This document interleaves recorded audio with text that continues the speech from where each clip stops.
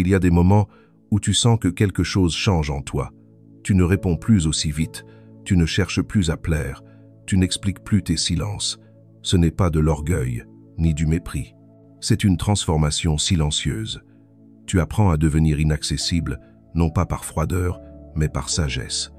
Dans un monde où tout le monde crie pour être entendu, tu choisis le calme. Là où les autres s'agitent pour prouver leur valeur, tu choisis le retrait, la paix, le recul. Ce détachement n'est pas une fuite, c'est une force. Le stoïcien sait que l'énergie doit être préservée, que l'attention est un trésor et que la paix intérieure vaut plus que n'importe quelle validation. Devenir inaccessible, c'est apprendre à ne plus être à la merci des émotions, des manipulations, des attentes. C'est choisir la maîtrise plutôt que la réaction. C'est une forme de liberté que peu comprennent, car elle dérange ceux qui vivaient de ton ancienne disponibilité. Et pourtant, c'est là que commence ton véritable pouvoir. Quand ton silence devient plus éloquent que tes mots. Quand ton absence impose plus de respect que ta présence. Si tu as déjà ressenti ce besoin de te protéger, de te détacher pour mieux te retrouver, alors cette vidéo est pour toi. Écris en commentaire « Je choisis la paix, pas la réaction ». Abonne-toi et reste jusqu'à la fin. Tu découvriras pourquoi, quand tu deviens inaccessible, tu ne perds rien, tu gagnes enfin tout. Depuis les ruines de Rome jusqu'aux salles silencieuses d'Athènes, une vérité traverse les siècles. L'homme libre est celui qu'on ne peut atteindre ni troubler. Les stoïciens l'avaient compris avant nous. Épictète, esclave affranchi, enseignait que « nul ne peut te nuire sans ton consentement ». Marc Aurèle, empereur du monde, méditait chaque nuit sur l'art de rester inébranlable au milieu du chaos. Et Sénèque, entouré de pouvoir et de trahison, écrivait que la vraie victoire n'est pas sur les autres, mais sur soi-même.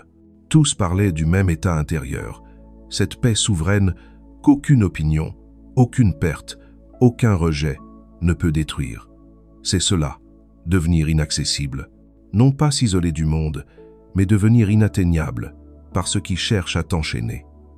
À leur époque déjà, les hommes étaient prisonniers des apparences, des jugements, du besoin d'être vus. Aujourd'hui, nous avons simplement remplacé les forums par les réseaux sociaux, les applaudissements du Sénat par les notifications. Rien n'a changé, sinon la forme de nos dépendances. Le stoïcien, lui, apprend à ne plus tendre la main vers ce qui ne nourrit pas l'âme. Il se retire, non pour fuir, mais pour se recentrer. Car celui qui reste accessible à tout, aux opinions, aux humeurs, aux manipulations, finit vidé, dispersé, perdu. Ce que Marc Aurèle appelait la forteresse intérieure n'est pas un mur, mais un sanctuaire, le lieu où ton esprit devient ton royaume. Et quand tu y entres, plus rien ne t'atteint. C'est là que commence l'inaccessibilité stoïcienne, cette forme de puissance tranquille que les siècles ont tenté d'oublier, mais que ton âme réclame encore aujourd'hui. Tu vis dans un monde saturé de bruit. Les notifications hurlent ton nom, les regards exigent ta présence, les conversations se multiplient sans substance. On t'a appris que pour exister, il fallait être visible, connecté, accessible. Mais plus tu t'exposes, plus tu te sens vide. Plus tu réponds, plus tu t'éloignes de toi. Cette fatigue que tu ressens n'est pas un hasard. C'est ton âme qui étouffe sous la surcharge d'informations, d'attentes, de visages et de voix qui veulent tous une part de toi. Tu ne le sais peut-être pas encore, mais ton épuisement n'est pas physique. Il est existentiel. Il vient du fait que tu as donné ton énergie à tout ce qui n'avait pas d'ancrage. Ton esprit a été fragmenté par 1000 petites distractions déguisées en urgence. Tu crois être présent au monde, alors que le monde t'absorbe. Le stoïcien observait déjà ce phénomène avant l'ère des écrans. Sénèque écrivait que « l'homme qui appartient à tout le monde n'appartient à personne, et surtout pas à lui-même ». Cette phrase, vieille de 2000 ans, parle de toi aujourd'hui. Tu passes ta vie à être disponible, mais pourquoi? Pour qui? L'homme moderne s'est fait marchand de sa propre attention. Il offre sa paix intérieure en échange d'un peu de reconnaissance. Il se justifie, s'excuse, s'explique, pensant qu'être compris est une forme d'amour. Mais la vérité, c'est que plus tu cherches à être compris, plus tu deviens vulnérable. Celui qui veut être compris dépend du regard de ceux qui l'écoutent. Et cette dépendance ronge ton pouvoir. Devenir inaccessible, ce n'est pas fermer les portes du cœur, c'est fermer les fenêtres de l'âme par lesquelles le vent du monde entre sans permission. Tu comprends alors que chaque fois que tu réponds à tout, tu t'éloignes un peu plus de toi. Chaque fois que tu cherches à plaire, tu oublies ta véritable valeur. Le stoïcien ne rejette pas le monde, il apprend à l'observer sans s'y dissoudre. Il choisit ses batailles, ses mots, ses présences. Il sait que l'âme ne se préserve pas dans la foule, mais dans le recul. Ce besoin d'inaccessibilité naît souvent dans la douleur. Quand tu as trop donné, trop écouté, trop supporté, quand tu as voulu sauver des gens qui n'ont jamais voulu être sauvés, alors, sans t'en rendre compte, tu commences à te retirer. Tu n'appelles plus autant, tu n'expliques plus tes silences, tu te choisis. Et ce choix, au début, te fait peur, parce qu'il ressemble à une perte, mais il n'en est rien. C'est un retour. Ce moment où tu dis non n'est pas un mur, c'est une frontière sacrée. C'est le début de la maîtrise. Le stoïcisme enseigne que tout ce qui dépend de toi doit être ton royaume, et tout ce qui ne dépend pas de toi ne doit pas troubler ton esprit. Ton accessibilité constante, c'est l'inverse de ce principe. Tu laisses le monde entrer et décider pour toi ce qui mérite ton attention. Mais quand tu redeviens maître de ta disponibilité, tu redeviens maître de ta paix. L'inaccessibilité devient alors une discipline intérieure, ne plus répondre par réflexe, mais par choix. Ne plus te montrer par peur d'être oublié, mais te retirer parce que tu as compris que ta présence est précieuse. C'est ici que commence la renaissance intérieure, le jour où tu n'as plus besoin d'être vu pour exister, le jour où tu n'as plus besoin d'être compris pour être en paix. Tu découvres que la vraie puissance est silencieuse, que la vraie lumière n'a pas besoin de projecteur, et que parfois, le plus grand acte de courage, c'est de disparaître un moment du bruit pour renaître dans le calme. Le silence est devenu un langage que plus personne ne parle. Dans un monde où tout le monde veut avoir raison, être entendu, exister à travers le vacarme, le silence dérange. Il rend les autres nerveux, car il échappe à leur contrôle. Pourtant, c'est là que réside la véritable puissance du stoïcien. Dans cette maîtrise de ne pas réagir, de ne pas se justifier, de ne pas alimenter la tempête. Le silence n'est pas une absence de mots, c'est une présence plus haute. C'est le refus d'offrir ton énergie à ceux qui ne la méritent pas. C'est un bouclier invisible contre la folie du monde.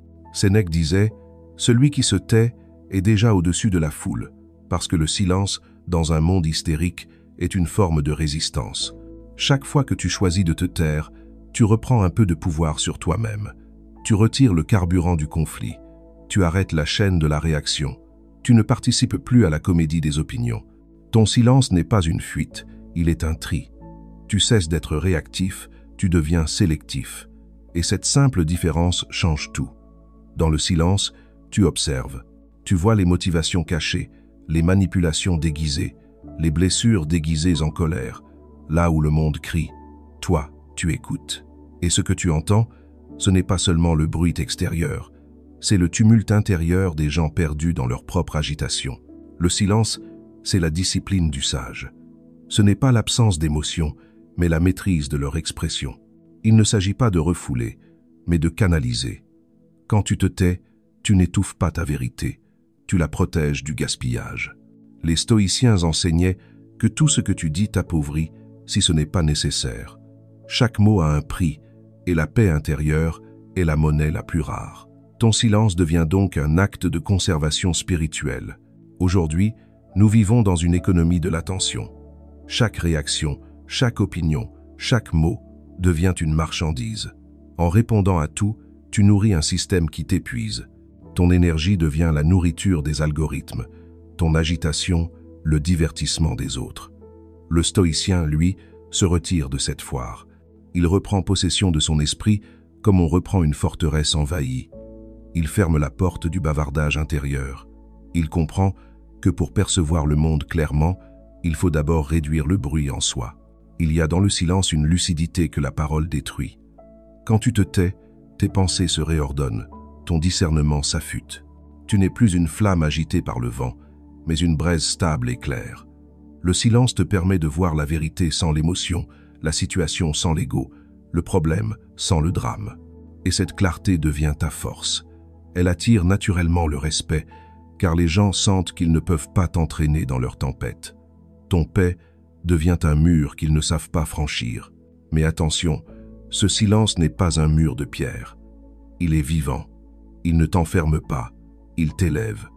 C'est un silence habité par la conscience, par la maîtrise, par la foi. Il ne dit rien, mais il sait. Il ne parle pas, mais il comprend. Et ceux qui t'observent le sentent. Ils sentent que quelque chose en toi s'est élevé au-dessus du besoin de tout commenter, de tout partager, de tout justifier. Tu es devenu un mystère, parce que tu n'as plus besoin d'être compris. Ce silence est aussi une manière d'aimer autrement. Tu n'alimentes plus les conflits, tu ne cherches plus à convaincre. Tu laisses les gens expérimenter leur propre vérité. Tu découvres que parfois, le plus grand acte d'amour, c'est de ne pas répondre. Parce que répondre, c'est nourrir une illusion. Tandis que te taire, c'est offrir à l'autre le miroir de sa propre agitation. Alors, la prochaine fois qu'on t'accuse d'être distant, froid, indifférent, rappelle-toi ceci. Ton silence n'est pas un vide, c'est un espace sacré. C'est là que Dieu, la raison ou la sagesse, peu importe le nom que tu lui donnes, te parle. Le monde croit que le silence tue la communication, mais les sages savent qu'il révèle la vérité, car dans le silence, tu entends enfin ce que les mots ont toujours essayé de cacher.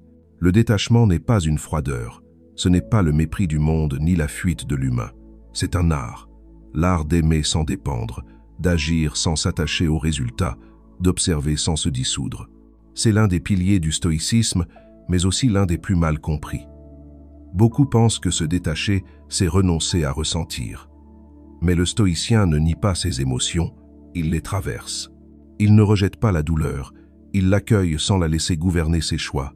Il ne fuit pas la joie, il la savoure sans s'y accrocher, car il sait que tout ce qui naît finira par disparaître, et que s'attacher à ce qui passe, c'est condamner son âme à la souffrance. Marc Aurèle écrivait « Ce qui trouble l'homme, ce ne sont pas les choses, mais le jugement qu'il porte sur elles. » Cette phrase résume tout le génie du détachement. Ce n'est pas le monde qu'il faut fuir, mais notre manière d'y réagir. Les événements extérieurs sont neutres. C'est notre interprétation qui les rend douloureux ou paisibles. Quand tu comprends cela, tu cesses de donner ton pouvoir à ce qui ne dépend pas de toi. Tu redeviens le maître intérieur de ton expérience. Le stoïcisme divise la vie en deux sphères, ce qui dépend de toi et ce qui n'en dépend pas. Tout le reste est illusion. Ce qui dépend de toi, c'est ton attitude, ta perception, ton intention. Ce qui n'en dépend pas, c'est le comportement des autres, les circonstances, les résultats. Tant que tu confonds les deux, tu seras prisonnier. Tu souffriras de tout, tu seras blessé par tout. Mais quand tu comprends cette distinction, tu es libre. Rien ne peut t'atteindre sans ton accord. Et cette liberté-là, aucun pouvoir humain ne peut te la retirer. Le détachement stoïcien a trois visages. Le premier, c'est le détachement émotionnel. Il ne s'agit pas de devenir insensible, mais de ne plus être esclave de tes impulsions. Quand quelqu'un te provoque, tu observes ton émotion sans lui obéir. Tu sens la colère monter, mais tu choisis le calme. Ce choix répété devient une discipline. C'est l'entraînement invisible du sage. Répondre par maîtrise, non par réflexe. Le second visage, c'est le détachement social. L'être humain a soif d'approbation. Il cherche sans cesse à être validé, compris, aimé. Mais cette quête le rend vulnérable. Plus tu veux être aimé, plus tu donnes aux autres le pouvoir de te blesser. Le stoïcien, lui, ne cherche pas à plaire. Il cherche à rester en accord avec sa raison. Il sait que la gloire, la réputation, les opinions sont des ombres. Elles changent au gré du vent. Marc Aurèle disait « La louange d'un insensé n'a pas plus de valeur que son insulte. Apprends à ne plus dépendre des jugements. C'est la clé de la paix intérieure. » Enfin, il y a le détachement spirituel. Celui-ci est le plus profond. Il consiste à cesser de résister à ce que la vie t'envoie, à comprendre que chaque épreuve est une école, chaque perte une initiation. Tu ne combats plus le courant, tu apprends à naviguer avec lui. C'est ce qu'Épictète appelait « suivre la nature », vivre en harmonie avec l'ordre du monde. Tu ne te bats plus contre les événements, tu les transformes en sagesse. Le détachement ne t'enlève rien, il t'allège. Il ne t'éloigne pas du monde, il t'y ramène autrement, sans peur, sans besoin, sans dépendance. Tu découvres une sérénité nouvelle, une présence plus pure. Les gens sentent cette stabilité. Ils sentent que tu ne cherches rien d'eux, et c'est pour cela qu'ils t'écoutent. Ton calme devient une force, ton absence de réaction, une autorité naturelle. Parce que tu ne veux rien prouver, tu imposes le respect.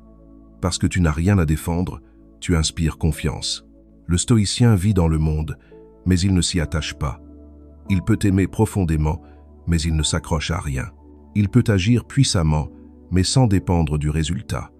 Il a compris que la vraie victoire n'est pas extérieure. Elle se joue dans le secret du cœur, là où l'âme refuse d'être esclave. Et toi, si tu veux comprendre ce que signifie réellement devenir inaccessible, commence par te détacher, non pas des gens, mais des attentes, non pas du monde, mais des illusions. Car l'inaccessibilité n'est pas une armure, c'est une ascension. C'est le moment où tu t'élèves au-dessus du tumulte et où tu découvres, dans ton silence, une liberté que personne ne pourra jamais te prendre. Quand tu deviens inaccessible, le monde autour de toi se réorganise sans même que tu aies à dire un mot. Ton silence agit comme un miroir. Il révèle ce que les autres cachaient derrière leurs mots, leurs attitudes, leurs besoins.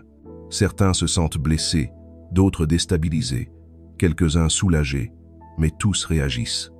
Car ton inaccessibilité les force à se confronter à leur propre vide. Ceux qui s'étaient nourris de ton attention réalisent qu'ils ne savent plus se nourrir d'eux-mêmes. Ceux qui te contrôlaient par la culpabilité découvrent que leur pouvoir s'effondre quand tu ne réponds plus. Et ceux qui t'aimaient sincèrement apprennent à t'aimer dans le respect, non dans la possession. Le stoïcien savait déjà cela. Se retirer, c'est bouleverser les rapports de force. Tant que tu es disponible, prévisible, réactif, tu es contrôlable. Mais dès que tu deviens silencieux, les masques tombent. Le manipulateur perd sa proie, l'envieux perd son terrain, l'instable perd son centre. Ton absence les désarme plus que ta colère. Parce que la colère, ils savent la combattre. Le silence, non. Le silence les confronte à eux-mêmes, à leur propre agitation. Ils comprennent soudain que ce n'était pas toi qui avais besoin d'eux, mais eux qui avaient besoin de ton énergie. Ce phénomène est psychologique. Tout ce qui cesse de réagir cesse d'alimenter la dynamique émotionnelle des autres. Quand tu retires ta présence, tu retires le carburant du chaos. Ton inaccessibilité crée un vide, et ce vide agit comme un révélateur. Les gens ne supportent pas le vide, ils y projettent leurs peurs, leurs blessures, leurs regrets. Certains tenteront de te faire culpabiliser. Tu as changé, tu es froid, tu n'es plus le même. Mais ces mots ne sont que la voix de leur dépendance. Ils ne parlent pas de toi. Ils parlent du manque qu'ils ressentent maintenant que tu ne les alimentes plus. Il y a aussi ceux qui te respectent davantage. Ton silence impose une présence nouvelle. Là où avant tu semblais disponible à tout, tu deviens une force tranquille. Les gens sentent que tu n'as plus besoin de prouver, ni d'expliquer. Et cela crée un paradoxe. Plus tu te retires, plus tu attires. Parce que le mystère fascine plus que la transparence. Ce que tu caches par choix vaut toujours plus que ce que tu exposes par peur. Le stoïcien ne cherche pas à être admiré, mais il sait que l'aura du calme attire le respect plus sûrement que n'importe quel discours. L'homme inaccessible n'est pas supérieur, il est simplement centré, et cette centration irrite ceux qui vivent dans le désordre. Ton stabilité leur rappelle leur agitation, ton calme souligne leur déséquilibre. Ton détachement met en lumière leur dépendance. Tu deviens, sans le vouloir, un test pour les autres. Ton silence pèse sur ceux qui vivent dans le bruit. Mais ce processus a aussi une beauté subtile. Il trie ton entourage. Il sépare ceux qui t'aimaient pour ton énergie de ceux qui t'aiment pour ton essence. Ceux qui t'aimaient pour ce que tu donnais s'éloigneront. Ceux qui t'aiment pour ce que tu es resteront. Ton inaccessibilité devient un filtre divin. Elle éloigne les âmes affamées, elle attire les âmes alignées. Et c'est ainsi que la paix commence, non en ajoutant, mais en perdant. Tu comprendras alors une vérité profonde. Ton absence parle. Elle dit tout ce que tes mots n'ont jamais su exprimer. Elle dit « Je ne suis plus disponible pour la toxicité, pour le mensonge, pour l'agitation. » Elle dit « Je ne cherche plus à convaincre, je choisis d'être en paix. » Et ceux qui te respectent comprendront. Ils sauront que ton silence n'est pas un mur, mais un choix. Un choix de dignité, un choix de clarté, un choix de vie. Alors ne t'étonne pas si certains s'éloignent. L'inaccessibilité, comme la lumière, ne révèle pas seulement ce qui est beau, elle révèle aussi ce qui ne supporte pas d'être vu. Mais rappelle-toi, tu ne perds jamais rien en devenant plus vrai. Tu ne fais que perdre ce qui ne pouvait pas t'aimer à ton niveau de paix. Quand tu deviens inaccessible, ce n'est pas seulement ton entourage qui change, c'est toi. Silencieusement, profondément, presque imperceptiblement, tu ne le réalises pas d'abord, mais quelque chose en toi s'aligne. Tes pensées cessent d'être une tempête. Ton cœur cesse de courir après ce qui s'éloigne. Ton esprit, longtemps dispersé, se rassemble. C'est comme si ton âme, fatiguée d'être tendue vers l'extérieur, retrouvait enfin le chemin du centre. Tu ne cherches plus à être compris, tu cherches à comprendre. Tu ne veux plus avoir raison, tu veux être en paix. Ce glissement intérieur est la plus grande révolution que tu vivras, parce qu'il marque la fin de la dépendance psychologique au monde. Le stoïcien apprend que la maîtrise ne consiste pas à contrôler les événements, mais à contrôler sa perception des événements. Et cette perception, quand tu deviens inaccessible, se purifie. Avant, ton esprit réagissait à tout. Un message ignoré suffisait à troubler ta journée. Une critique te blessait, un silence te faisait douter. Désormais, tu observes sans t'effondrer. Tu vois sans absorber. Tu ressens sans t'y noyer. C'est comme si tu avais retiré ton âme du champ de bataille. Le monde continue de s'agiter, mais toi, tu restes immobile à l'intérieur. Cette paix n'est pas naturelle. Elle est construite. Elle est le fruit d'un long apprentissage, celui de ne plus être le jouet de tes émotions. Petit à petit, tu commences à comprendre le poids de ton attention. Tu réalises qu'elle est ta richesse la plus rare et qu'elle ne doit pas être offerte à tout ce qui passe. Ton attention devient sélective, sacrée. Tu choisis où tu la poses. Tu la retires des conflits inutiles, des conversations vides, des drames sans fin. Et cette simple décision transforme tout ton paysage intérieur. Tu découvres le calme, non pas le calme fragile du repos, mais le calme profond du détachement. Le calme du sage qui sait que la vie n'est pas contre lui, mais qu'il est souvent contre lui-même lorsqu'il résiste à ce qui est. Ce changement intérieur te rend différent. Tu es moins réactif, plus observateur. Là où autrefois tu aurais parlé, tu te tais. Là où tu aurais cherché à te justifier, tu souris. Tu n'as plus besoin de convaincre, car tu n'as plus peur d'être mal compris. Tu sais désormais que le malentendu fait partie du chemin et que la vérité n'a pas besoin de défenseur pour exister. Ce lâcher-prise ne t'affaiblit pas, il te fortifie. Il transforme ta manière d'aimer, d'écouter, de vivre. La solitude, qui avant te faisait peur, devient ton allié. Tu n'y vois plus un manque, mais une opportunité. Le silence te nourrit, il ne t'épuise plus. Tu découvres que la compagnie de ton esprit n'est pas une punition, mais un refuge. Dans cette solitude, tu retrouves des morceaux de toi que le bruit avait effacés, des intuitions que tu avais oubliées, des désirs vrais, purs, simples. Tu redeviens vivant à l'intérieur. Le stoïcien dirait que tu entres dans la symphonie du réel, cet état où tu cesses de vouloir que la vie soit différente et où tu commences à voir la beauté de ce qui est. Tu n'attends plus le calme, tu le deviens. Tu n'attends plus que les autres changent, tu changes ta perception d'eux. Et tout autour de toi semble se transformer, alors que c'est toi qui t'élèves. Ce nouveau toi n'a plus besoin de courir après les promesses, les reconnaissances, les validations. Il avance lentement, mais fermement, comme un fleuve qui connaît déjà la mer.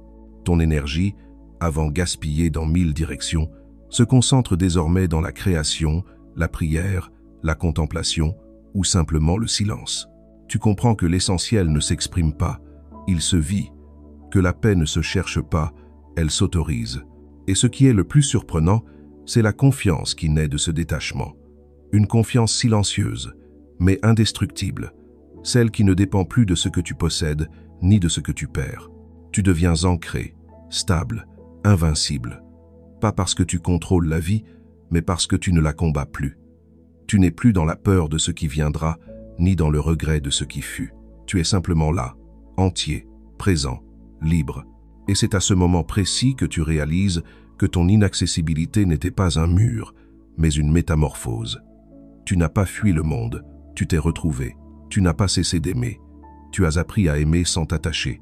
Tu n'as pas perdu des gens, tu as perdu des chaînes. Et dans ce dépouillement, tu comprends enfin, la vraie puissance, c'est la paix. Et la vraie paix, c'est de ne plus avoir besoin d'être partout, pour exister pleinement ici. On ne devient pas inaccessible sans douleur. Avant que la paix s'installe, il faut traverser le vide. Le monde ne te pardonne pas ton silence. Quand tu cesses d'être disponible, il te le fait payer. Tu deviens le méchant dans l'histoire de ceux qui vivaient de ton énergie. On te juge, on te critique, on t'accuse d'être froid, distant, égoïste. Et c'est là que commence la première épreuve, celle de l'incompréhension. Tu découvriras vite que beaucoup t'aimaient pour ce que tu donnais, non pour ce que tu étais. Le jour où tu retires ce don, ils ne reconnaissent plus ton visage. C'est une forme de mort sociale, une solitude volontaire. Mais c'est aussi une renaissance. Les stoïciens disaient que la vertu est souvent solitaire, car la masse préfère l'agitation à la clarté. Marc Aurèle lui-même, empereur d'un monde entier, écrivait chaque nuit pour se rappeler de rester calme dans la tempête. Il savait que la sagesse attire rarement les applaudissements. Être inaccessible, c'est choisir le long chemin, celui du silence au milieu des voix. Ce chemin n'est pas peuplé de foules, mais d'âmes fortes. Tu y marcheras seul parfois, mais jamais sans but. La deuxième épreuve, c'est celle du doute. Le silence peut être lourd. Tu douteras de toi. Tu te demanderas si tu n'as pas tout perdu, si tu ne t'es pas coupé du monde. Tu sentiras la nostalgie de ton ancienne vie, celle où tu plaisais, où tu étais présent. C'est le piège le plus subtil, la tentation de redevenir accessible par peur d'être oublié. Le stoïcien te dirait que ce doute est la porte à franchir, que la paix véritable n'existe pas sans cette traversée du désert, car tant que tu as besoin d'être validé, tu n'es pas encore libre. Vient ensuite la troisième épreuve, celle du vide. Quand tu retires ton attention, ton énergie, tes conversations, tu découvres un grand silence autour de toi. Ce silence peut faire peur. C'est là que beaucoup abandonnent et retournent vers le bruit. Mais si tu tiens bon, tu comprendras que ce vide n'est pas une absence. C'est un espace. C'est le terrain vierge où tu peux enfin te reconstruire sans influence. C'est là que ton esprit se remet à respirer, que tes désirs se clarifient, que ton intuition renaît. Le vide devient une matrice. La quatrième épreuve est plus subtile. C'est celle de la tentation du pouvoir. Quand ton calme commence à impressionner, quand les autres remarquent ton détachement, tu pourrais être tenté d'en faire une arme, de devenir froid par orgueil, de t'enfermer dans le silence non pour la paix, mais pour le contrôle.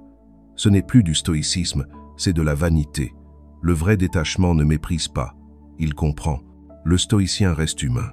Il ne ferme pas son cœur, il l'ordonne. Il ne domine pas par la distance, il enseigne par la stabilité. Et enfin, la cinquième épreuve, celle de la persévérance. Le monde essaiera constamment de te ramener à ton ancien toi. Les sollicitations reviendront, les émotions tenteront de reprendre le dessus. Tu seras provoqué, testé, déstabilisé. Mais chaque fois que tu choisis la maîtrise, tu gagnes un peu plus de paix. Chaque fois que tu refuses de réagir, ton esprit devient plus fort. C'est une ascèse invisible, mais réelle. Le stoïcisme n'est pas une philosophie de mots, c'est une discipline de l'âme. Et chaque jour où tu restes aligné, tu construis ton temple intérieur. Ces épreuves sont nécessaires, car l'inaccessibilité n'est pas un masque, c'est un état spirituel. Elle t'apprend que la solitude n'est pas une punition, mais une initiation, que le silence n'est pas un vide, mais un pont vers ta propre essence, et que la paix ne vient pas d'éviter les tempêtes, mais de devenir le rocher au milieu d'elles. Alors oui, tu perdras des gens, tu perdras des habitudes, tu perdras peut-être une version de toi-même. Mais tout ce que tu perds en devenant inaccessible n'était pas fait pour ton élévation. Ce qui est vrai restera. Ce qui est faux disparaîtra. Et au bout du chemin, tu comprendras que les épreuves n'étaient pas là pour te briser, mais pour te purifier. Car on ne devient pas maître de soi sans passer par la solitude, le doute et le silence. Et c'est précisément dans ces moments de nuit que la lumière de ton âme commence à brûler plus fort que jamais. Il existe un mur que personne ne voit, et pourtant, il change tout. Ce mur n'est pas fait de pierre ni de distance. Il est invisible, intérieur, sacré. C'est le mur du discernement, celui que tu élèves, lorsque tu décides de ne plus laisser n'importe qui entrer dans ton esprit. Tu continues d'aimer, mais autrement. Tu continues d'écouter, mais sans absorber. Tu continues d'être présent, mais sans te dissoudre. Ce mur invisible, c'est la frontière entre ta paix et le chaos du monde. Il ne sépare pas les gens, il sépare les énergies. Il ne ferme pas ton cœur, il ferme seulement les portes de ton esprit à ce qui l'empoisonne. Le stoïcien ne fuit pas la vie, il apprend à y marcher sans se salir. C'est la fonction du mur invisible, te permettre de traverser le monde sans te perdre dans son tumulte. Tu peux être au milieu de la foule et rester seul avec ta conscience. Tu peux être entouré de bruit et demeurer silencieux à l'intérieur. Ce mur te protège, mais il ne t'isole pas. Il ne t'empêche pas d'aimer, il t'empêche seulement de t'oublier. Car le véritable amour, c'est celui qui ne s'offre pas au prix de sa paix. Le danger, c'est de confondre protection et fermeture. Beaucoup construisent des murs de peur, pas de sagesse. Ils se coupent du monde pour ne plus souffrir, mais finissent par s'éteindre. Le stoïcien, lui, bâtit un mur de clarté. Il sait où il s'arrête et où l'autre commence. Il ne fuit pas les émotions, mais il refuse qu'elles le dirigent. Son mur n'est pas une forteresse, c'est une frontière vivante. Il laisse passer la lumière, mais pas les ombres. Ce mur invisible est fait de silence, de patience, de maîtrise. Il est bâti chaque fois que tu refuses de répondre à la provocation, chaque fois que tu retires ton énergie d'une querelle inutile, chaque fois que tu dis non, non pas par colère, mais par amour de ta paix. Peu à peu, ce mur devient ton temple intérieur, et ceux qui frappent sans sagesse s'y épuisent, tandis que ceux qui viennent avec respect y trouvent refuge. Tu verras que ce mur changera la qualité de tes relations. Il attirera ceux qui vibrent au même niveau de paix et éloignera ceux qui ne supportent pas le calme. Les âmes chaotiques ne peuvent pas respirer dans l'air pur. Elles ont besoin de bruit pour exister. Les âmes en paix, elles, reconnaîtront ton silence. Elles s'en approcheront doucement, sans forcer. C'est ainsi que naissent les vraies connexions, dans la réciprocité du calme. Ce mur invisible est aussi une prière silencieuse. Il dit au monde, « Je suis ouvert à la vie, mais fermé au chaos. » C'est une posture spirituelle, pas un rejet. Tu restes sensible, mais tu n'es plus vulnérable. Tu ressens tout, mais tu n'es plus traversé par tout. Tu comprends que la paix n'est pas l'absence de bruit, mais la maîtrise du bruit intérieur. Tu apprends à choisir ce que tu laisses entrer, à protéger ton esprit comme un sanctuaire. Et c'est là que le stoïcien rejoint le mystique. Tous deux comprennent que la vraie sagesse, c'est la protection de l'âme. Le mur invisible n'est pas une barrière contre l'amour, mais un filtre contre le désordre. Il ne te rend pas froid, il te rend clair. Il ne t'éloigne pas des autres, il t'approche de Dieu ou de cette part de toi qui ne tremble plus. Alors, ne cherche pas à être compris, ne cherche pas à plaire. Sois ce mur tranquille que rien ne renverse. Reste ouvert, mais ancré, doux, mais solide, présent, mais libre. Car la sagesse du mur invisible, c'est de te rappeler que tu peux être dans le monde sans lui appartenir. Et c'est dans cette posture que naît la vraie puissance, celle qui ne s'impose pas, mais qui rayonne, celle que rien ne conquiert, parce qu'elle ne combat plus. Tu sais désormais ce que signifie réellement devenir inaccessible. Ce n'est pas une attitude, c'est un éveil. Tu as compris que ce silence n'est pas vide, qu'il est plein de conscience, qu'il ne s'agit pas de se couper du monde, mais d'y entrer autrement sans t'y perdre. Ce que tu vis, c'est un dépouillement. Tu retires peu à peu tout ce qui n'est pas toi. Tu laisses tomber les réponses inutiles, les luttes sans fin, les attachements épuisants. Et dans cet espace neuf, quelque chose d'invisible prend racine. C'est la souveraineté intérieure, cette autorité tranquille qui ne dépend de rien ni de personne. Les stoïciens appelaient cela l'âme droite, celle qui ne ploie pas sous le jugement, ni sous la peur, ni sous le besoin, celle qui reste droite quand le monde penche. Tu sens que tu commences à l'incarner. Tu n'as plus besoin d'expliquer tes choix, ni de te justifier d'exister. Tu fais moins, mais chaque geste est juste. Tu parles moins, mais chaque mot a un poids. Tu n'attends plus, tu accueilles. Tu n'espères plus, tu avances. Et pourtant, ce n'est que le commencement, car au-delà de l'inaccessibilité apparente, se cache un autre mystère, celui de la puissance cachée du stoïcien. Cette force intérieure qui transforme la solitude en arme, le silence en bouclier, la paix en stratégie. Dans la prochaine partie, tu verras que ce retrait n'est pas seulement une protection, mais une ascension, une élévation spirituelle, où le contrôle cesse d'être une lutte pour devenir une évidence. Alors reste jusqu'à la fin, car la vérité la plus profonde n'est jamais dans le bruit du monde, mais dans le murmure de ton âme. Et si tu veux comprendre ce que le stoïcisme cache derrière l'inaccessibilité, il te faudra plonger plus loin, là où peu d'êtres osent aller, au cœur de ton propre silence. Le paradoxe du retrait, c'est que plus tu t'éloignes, plus tu deviens présent. Plus tu te tais, plus ton silence résonne.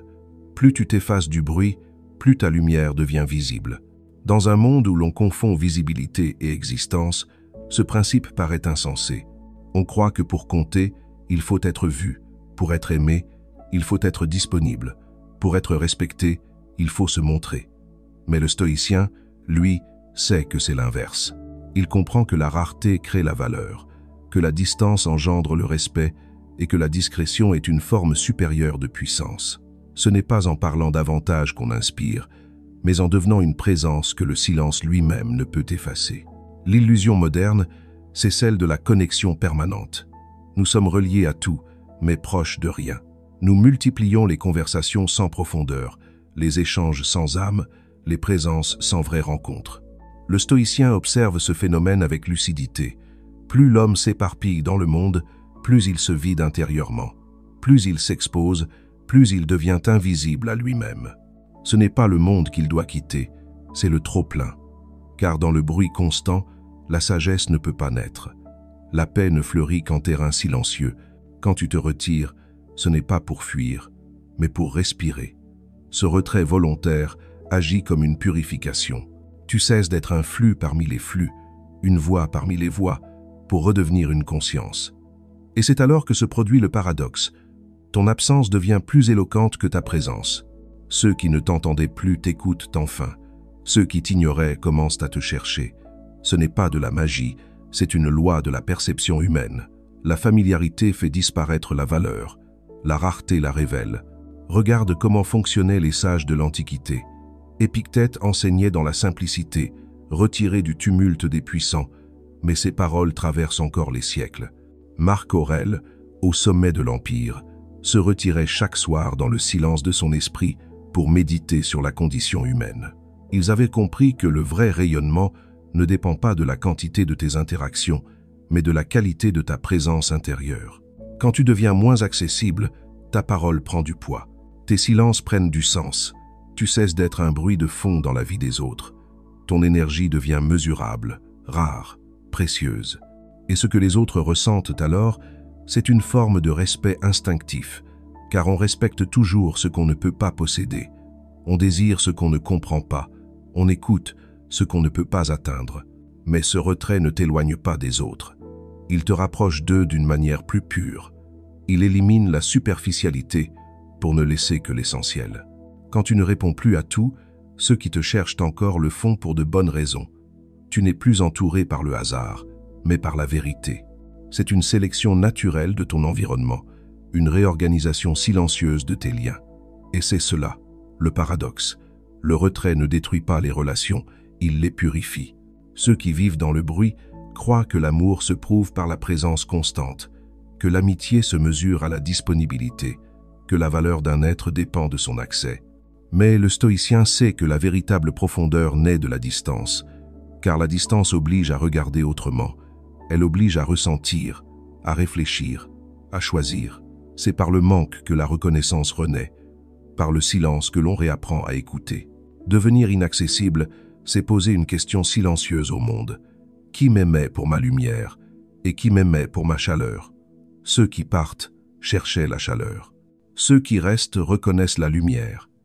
Et cette distinction, aucun mot ne pouvait la révéler. Seul le retrait en a le pouvoir. C'est pourquoi le stoïcien ne fuit pas. Il se retire pour redevenir entier. Il comprend que dans le détachement, il ne perd rien d'essentiel. Il perd seulement ce qui l'empêchait d'exister pleinement. Et paradoxalement, ce détachement attire la sincérité, la profondeur, la paix, car le monde finit toujours par revenir vers celui qui n'a plus besoin de lui. Le silence n'est pas une absence de son, c'est une présence qui domine sans parler. C'est la manifestation la plus pure de la maîtrise intérieure. Celui qui sait se taire au moment juste possède un pouvoir que les bavards ignorent, celui de diriger sans imposer, d'influencer sans s'exposer, d'imposer le respect sans un mot. Dans le monde stoïcien, le silence est l'arme du sage, mais aussi sa couronne.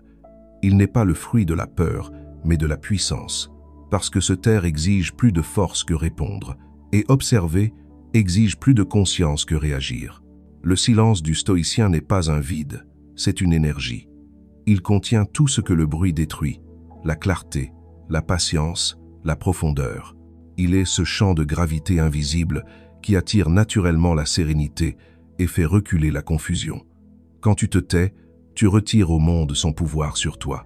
Tu n'es plus un écho, tu deviens une source. Et cette source ne parle pas pour convaincre, elle irradie pour inspirer. Marc Aurèle gouvernait des millions d'âmes, mais il écrivait dans son journal des phrases qu'il ne destinait à personne. Il n'avait pas besoin d'être entendu, il avait besoin d'être aligné. C'est cela, la force cachée du silence. Il recentre ton royaume intérieur. Là où le bavard se disperse, le silencieux se rassemble. Là où le monde cherche à briller, le sage cherche à comprendre. Et cette compréhension silencieuse devient une forme d'autorité, car celui qui comprend n'a plus besoin de convaincre. Dans chaque époque, les hommes ont confondu puissance et bruit. Ils ont cru qu'il fallait s'affirmer, se défendre, se justifier pour exister. Mais regarde bien, les êtres les plus puissants sont ceux qui parlent le moins, parce qu'ils n'ont rien à prouver. Leur regard suffit, leur calme parle pour eux. Ce silence-là ne vient pas du mépris, il vient de la maîtrise. C'est un silence qui ne cherche pas à être compris, mais à demeurer en paix. Cette autorité invisible dérange, parce qu'elle échappe au code. Dans une société où tout s'expose, celui qui ne dit rien devient un mystère. Et le mystère attire plus que la transparence. Le silence te rend magnétique parce qu'il laisse de la place à l'imagination. Il oblige les autres à s'interroger, à réfléchir, à ressentir. C'est une force subtile, presque spirituelle. Elle agit sans effort. Mais attention, le silence n'est pas une fuite. Le stoïcien ne se tait pas par peur du conflit, il se tait pour ne pas le nourrir. Il ne se retire pas pour éviter la vie, mais pour mieux la comprendre. Le vrai silence n'est pas l'absence de parole, c'est la parole maîtrisée. Il ne s'agit pas de ne jamais parler, mais de ne parler que lorsque le mot est plus fort que le silence. C'est la plus haute forme de discernement. Dans ce silence, ton esprit s'élève. Il devient ton temple. Il t'épargne des paroles inutiles, des disputes vaines, des justifications stériles. Et ce qui émerge, c'est une paix profonde, une autorité tranquille. Le monde sent que tu n'es pas à vendre, que ton énergie n'est pas disponible à la demande. Ce simple fait te rend rare, et la rareté est la marque de la valeur. Sénèque disait « Parle seulement si tes paroles valent mieux que ton silence ». Cette phrase n'est pas un conseil moral, c'est un rappel spirituel. Chaque mot dépense de ton énergie vitale. Chaque réaction te lie à la source du bruit. Mais ton silence te garde souverain. Il te rend indépendant des opinions, des humeurs, des provocations. Il fait de toi un observateur au lieu d'un acteur dans la comédie des égos. Et c'est dans cette position que naît la véritable puissance, celle de ne pas être emporté. Le silence est aussi une manière d'aimer. Il ne cherche pas à convaincre, il respecte la liberté de l'autre. Il ne corrige pas, il éclaire. Il ne domine pas, il inspire. Tu deviens un pilier autour duquel les tempêtes s'épuisent. Ceux qui te connaissent sentent qu'ils peuvent venir vers toi, non pour parler, mais pour respirer. Parce que ton calme devient un refuge, ta parole un trésor, et ton silence une leçon. Alors, garde cette autorité invisible. Ne cherche pas à être entendu, cherche à être vrai. Le monde oubliera 1000 voix avant de se souvenir d'un seul silence qui a touché l'âme. Et ce silence-là, s'il est habité par la paix, continuera de parler longtemps après que tu aies cessé de le garder. Notre époque glorifie la connexion, mais elle en a perdu le sens. Nous vivons dans un monde où tout le monde parle à tout le monde, mais où plus personne ne s'écoute. On t'a fait croire que pour aimer, il fallait être toujours présent, toujours accessible, toujours prêt à répondre. On t'a fait croire que la preuve de l'amour, c'est la disponibilité. Mais le stoïcien sait que ce n'est pas l'amour, c'est la dépendance. Ce n'est pas la connexion, c'est la capture. Ce besoin d'être en contact constant, cette peur de l'absence, ce réflexe d'écrire, de vérifier, de réassurer sans cesse. Le lien, tout cela, n'a rien à voir avec la profondeur. C'est le signe d'une âme qui craint de se perdre dès qu'elle n'est plus validée. Les anciens stoïciens avaient compris que l'amour véritable ne peut naître dans la peur. Sénèque écrivait « Celui qui veut être aimé doit d'abord apprendre à être libre. Car si ton amour dépend de la présence de l'autre, il devient prison.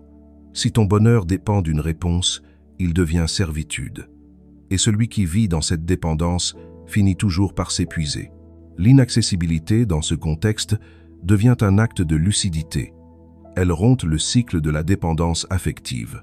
Elle te ramène à la vérité que peu acceptent d'affronter. Tu n'as pas besoin d'être compris pour exister, ni d'être aimé pour être en paix. Le monde moderne confond l'émotion avec la connexion. Il veut tout partager, tout montrer, tout ressentir ensemble. Mais cette fusion permanente détruit le mystère, étouffe la réflexion et éteint le désir.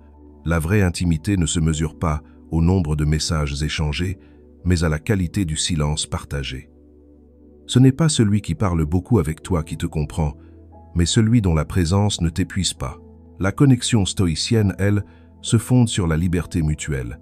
Chacun n'existe par lui-même, et c'est précisément pour cela que la relation devient belle. Être inaccessible émotionnellement ne veut pas dire être fermé. Cela signifie ne plus laisser les émotions des autres gouverner ton monde intérieur. Cela veut dire aimer sans te perdre, aider sans t'oublier, écouter sans absorber. Ce détachement ne tue pas l'amour, il le purifie. Il fait passer l'amour de la possession à la compréhension, de la fusion à la réciprocité. Le stoïcien n'aime pas moins, il aime mieux. Il ne s'accroche pas, il s'élève. Mais la société moderne valorise l'attachement. Elle confond passion et panique. Elle confond lien et contrôle. Elle encourage à se rendre indispensable pour ne pas être remplacé, à tout donner pour être aimé.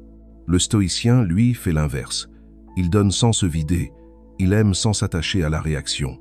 Il sait que la vraie force d'un lien, c'est la capacité à rester entier même quand l'autre s'éloigne. Parce que l'amour n'a jamais été une chaîne, c'est une circulation. Cette illusion moderne de la connexion émotionnelle est peut-être la plus grande prison de notre temps.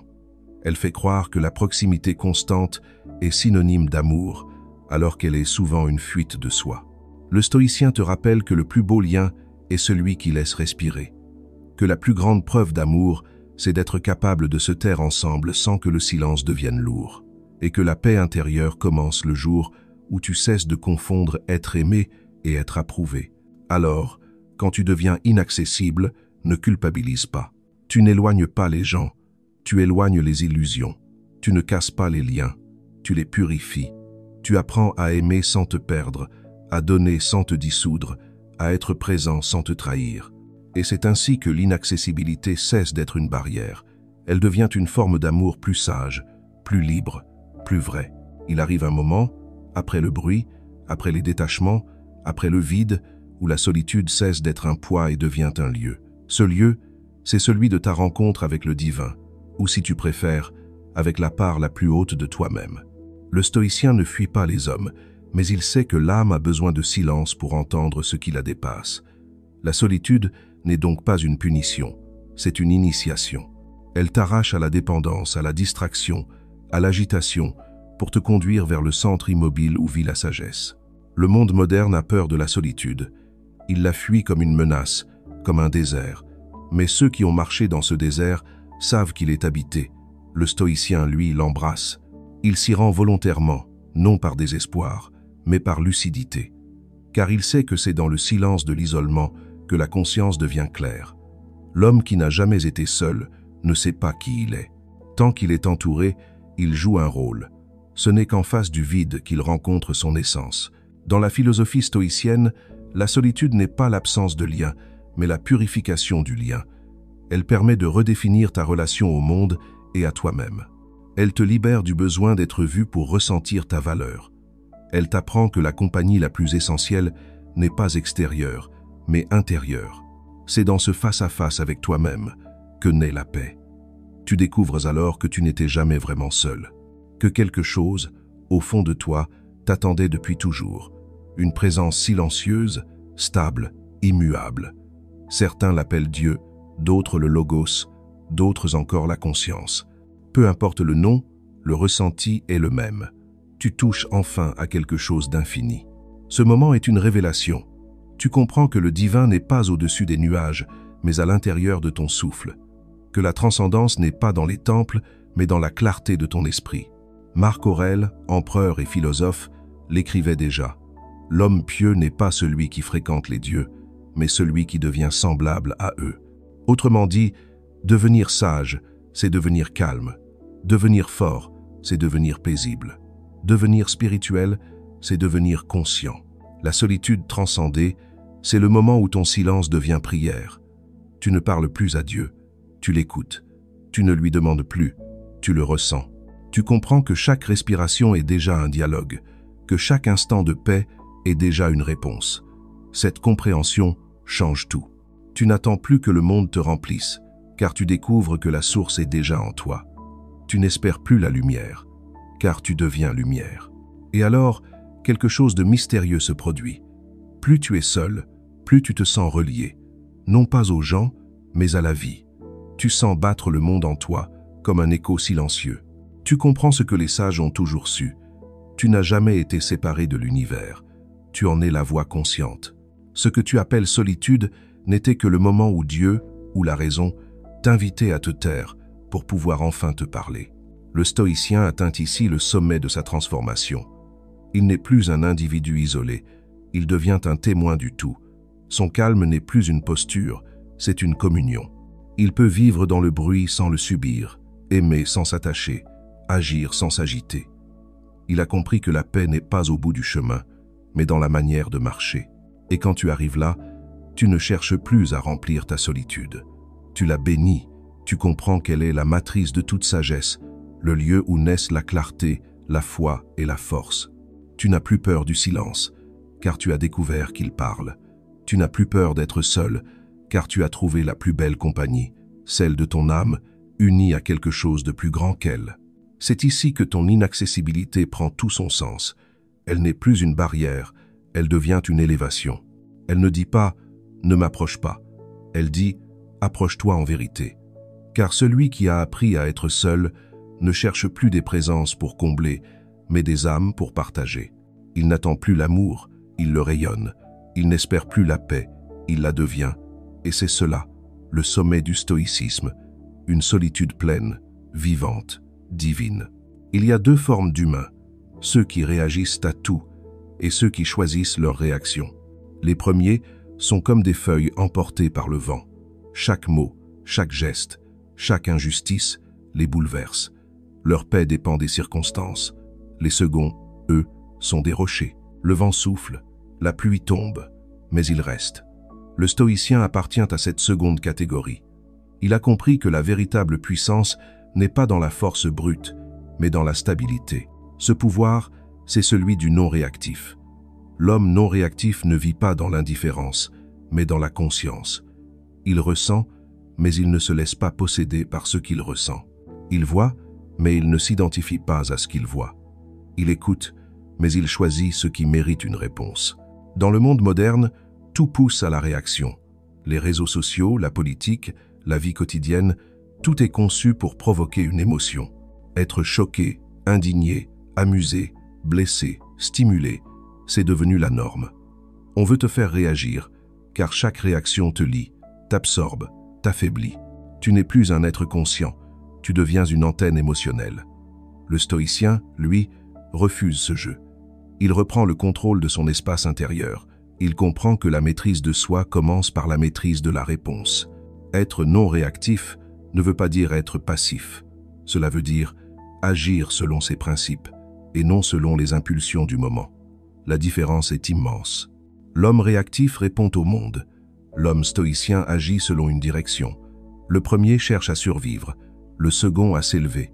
Car celui qui réagit tout le temps ne choisit plus rien. Il se contente de subir. Il est esclave de ce qu'il ressent. Et ce que tu ressens, si tu ne l'observes pas, finit toujours par te dominer. Le stoïcien cultive la distance intérieure. Il laisse la colère passer sans qu'elle le brûle. Il regarde la peur sans qu'elle le fige. Il écoute les jugements sans qu'ils l'enchaînent. Cette distance n'est pas un détachement froid, mais une lucidité. C'est la capacité de voir le feu sans y jeter du bois. Et ce feu, c'est le monde plein de provocations, de désordre, d'opinions. Si tu y participes sans conscience, tu deviens cendre. Si tu le regardes avec calme, tu deviens lumière. Les anciens disaient, le sage n'est pas celui qui ne ressent rien, mais celui que rien ne submerge. C'est une nuance essentielle, car refouler n'est pas maîtriser. L'homme non réactif ne réprime pas ses émotions. Il les contemple jusqu'à ce qu'elles perdent leur pouvoir. Il sait que l'émotion n'est qu'une vague et que l'esprit, s'il reste ancré, laisse passer la tempête sans chavirer. Cette capacité, c'est ce que les stoïciens appelaient la constance. Et cette constance est l'expression la plus haute de la liberté. Être non réactif, c'est apprendre à retarder la réponse. C'est donner à ton esprit le temps de juger avant que ton ego ne parle. C'est comprendre que toute réaction hâtive vient d'une peur ou d'un attachement. Alors tu respires, tu observes, et souvent tu te rends compte qu'il n'y avait rien à défendre. Que ce que tu croyais être une attaque n'était qu'un test de ton calme, et ce calme devient ton bouclier. Le non-réactif est perçu comme mystérieux, parfois même intimidant, parce que le monde ne sait pas comment atteindre quelqu'un qui ne s'agite pas. Ceux qui cherchent à te provoquer s'épuisent face à ton silence. Ceux qui cherchent à te manipuler se heurtent à ton clarté. Tu deviens un point fixe dans un monde mouvant, et ce point fixe attire naturellement le respect, non pas par la peur, mais par l'équilibre. Cette attitude, tu ne la trouves pas dans les discours, mais dans la pratique quotidienne. C'est un entraînement. Apprendre à observer sans absorber, à ressentir sans t'identifier, à agir sans réagir. Chaque fois que tu résistes à une impulsion inutile, ton esprit devient plus fort. Chaque fois que tu choisis la patience, tu gagnes une liberté que rien ne peut t'enlever. Le pouvoir du non-réactif, c'est celui de l'homme immuable, celui que rien ne manipule, que rien ne détruit, que rien ne détourne. Et un jour, sans même t'en rendre compte, tu réaliseras que plus rien ne t'atteint comme avant. Non parce que tu es insensible, mais parce que tu es aligné. Le monde pourra gronder, les gens pourront changer, les circonstances pourront s'effondrer. Tu resteras debout, paisible, silencieux, non par orgueil, mais par sagesse. Parce que tu auras compris que le plus grand pouvoir, ce n'est pas de changer le monde autour de toi, mais de ne plus le laisser te changer à l'intérieur. L'inaccessibilité n'est pas une posture psychologique, c'est une ascension. Tu penses d'abord qu'elle te coupe du monde, mais en vérité, elle t'élève au-dessus de lui. Ce que tu perds dans la proximité, tu le gagnes en clarté. Ce que tu abandonnes dans le tumulte, tu le retrouves dans la paix. Le stoïcien comprend que chaque pas vers le silence est un pas vers le sacré. Devenir inaccessible, c'est sortir du théâtre humain pour entrer dans la demeure de l'âme. Là où plus rien n'a besoin d'être prouvé, là où les masques tombent, là où le bruit ne parvient plus à t'atteindre. C'est là que commence la véritable spiritualité, celle qui ne s'affiche pas, mais qui transforme. L'homme ordinaire fuit le vide parce qu'il croit qu'il n'y trouvera rien. Le stoïcien, lui, y pénètre, car il sait que le vide est plein, plein de vérité, plein de lumière, plein de présence.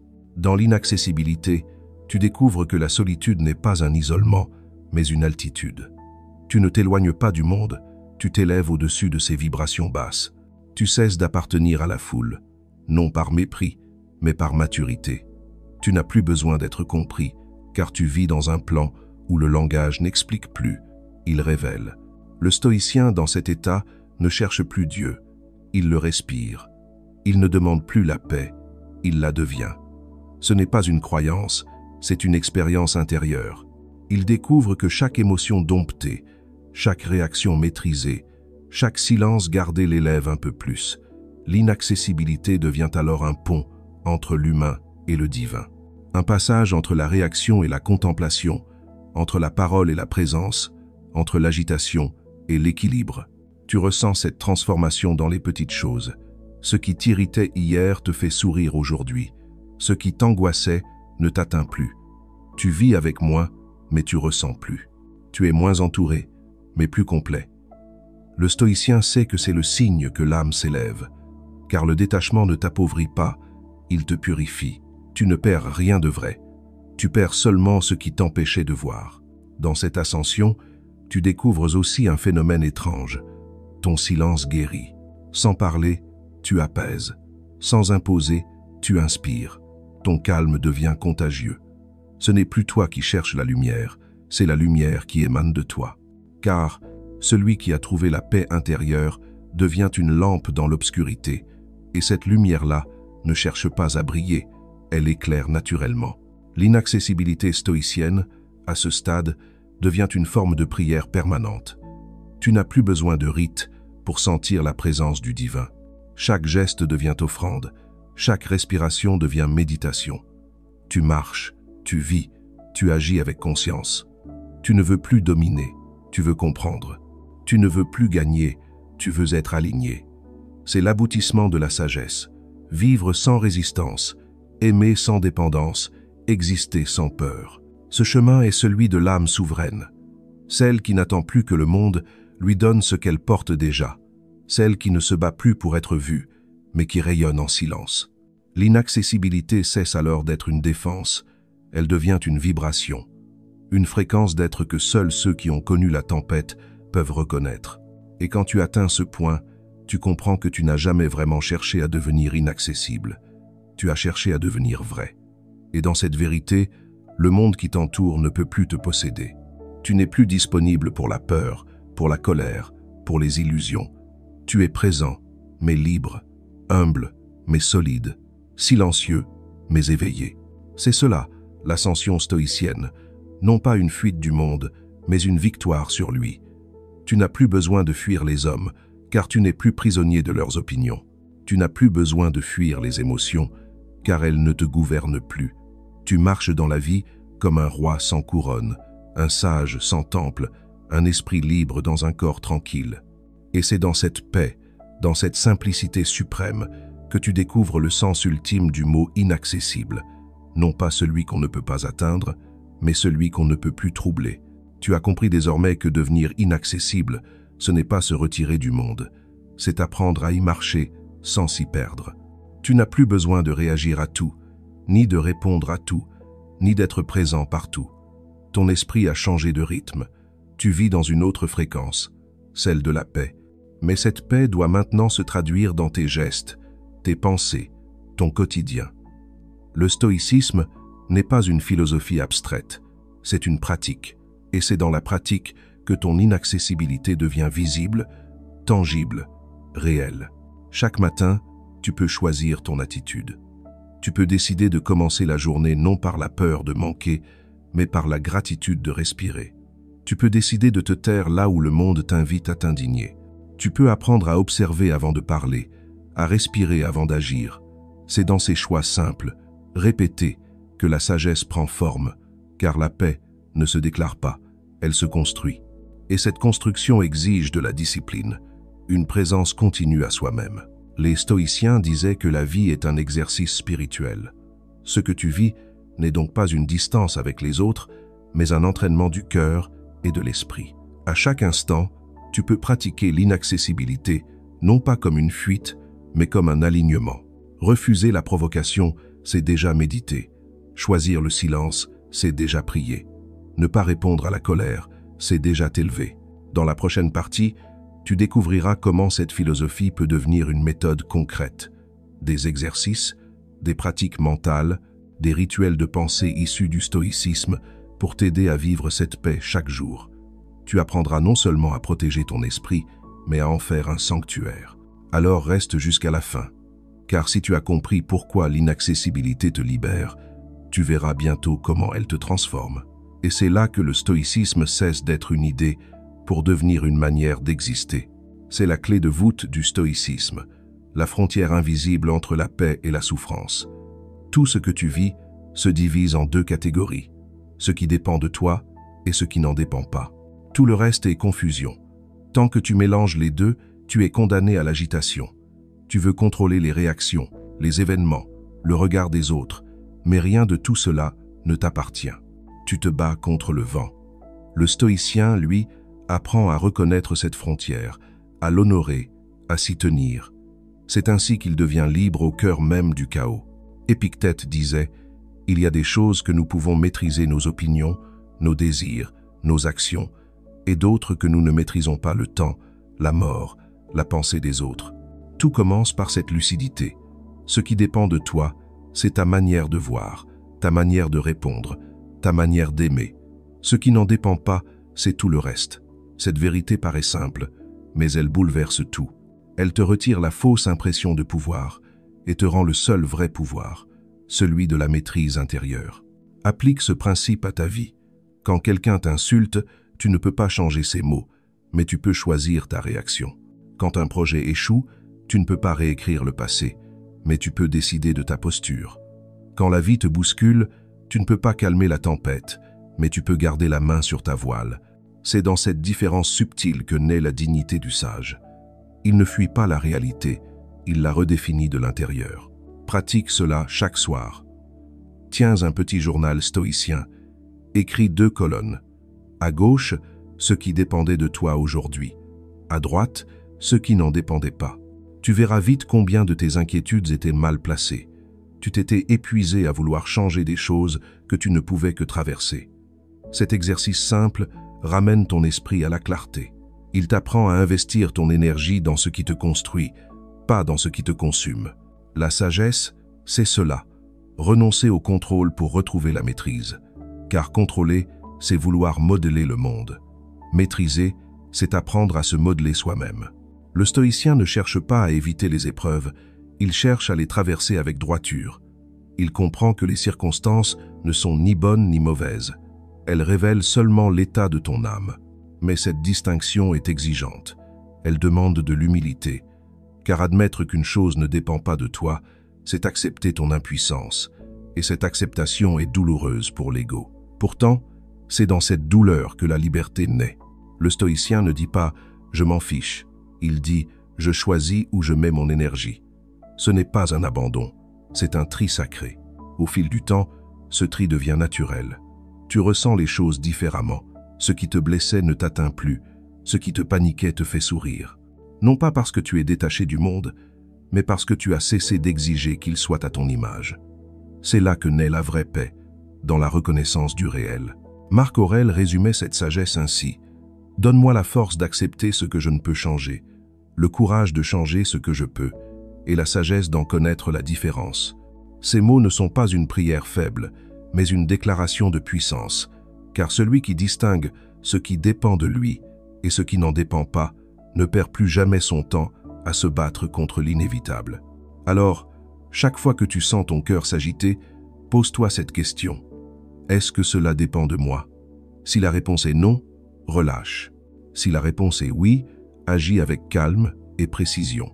Ce simple geste est une révolution, car l'esprit qui comprend cela cesse d'être une victime du monde et devient son propre maître. Et c'est dans cette maîtrise tranquille que commence l'inaccessibilité véritable, non pas celle du corps, mais celle de l'âme. Tout commence là, dans le territoire invisible de ton esprit. C'est le lieu le plus intime, mais aussi le plus envahi. Chaque jour, des milliers de pensées, d'images, de sons, de notifications réclament ton attention. Tu crois les choisir, mais souvent, c'est elles qui te choisissent. Et sans t'en rendre compte, tu te transformes en champ de bataille pour des choses qui ne méritaient même pas ton énergie.